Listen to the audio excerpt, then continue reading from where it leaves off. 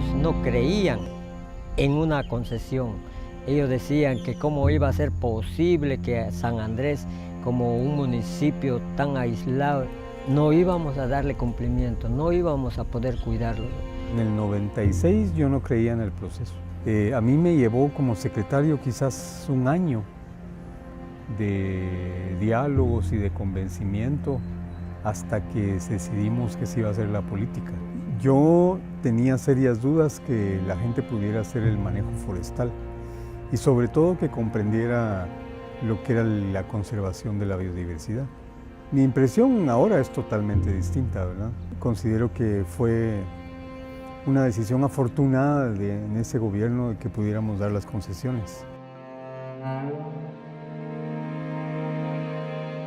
Cuando nosotros miramos las tomas satelitales de los incendios forestales, podemos ver claramente cómo alrededor de todas las concesiones están los focos de incendio. Y las concesiones no podemos decir de que nunca han tenido incendios, porque sí han habido problemas, pero se tienen planes de prevención y en su caso de mitigación de incendios, que es parte de lo que las concesiones hacen. Definitivamente el proceso concesionario es un modelo que debería replicarse en muchas partes más del mundo. En los últimos años la asociación se ha ido aumentando el número de jóvenes. Nuestros socios fundadores hicieron un gran logro, lograr obtener el contrato de concesión, y estamos en esa transición en la que nosotros como jóvenes también vamos a tener nuestro reto como ellos lo tuvieron en los años del 95 para el 2000, podríamos decir. El de ellos fue obtener la concesión y seguramente el de nosotros prorrogarla o lo que sería mejor, renovarlo, ¿verdad?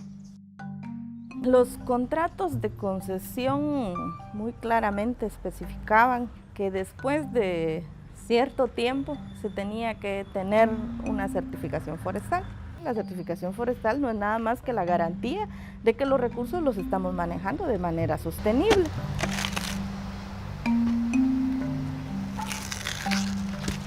En el año 2011, cuando AFISAP recibe el premio Sasakawa en Nairobi, Kenia, que es un reconocimiento a nivel mundial, o sea, ahí se valoriza el tema de la certificación. ¿Por qué?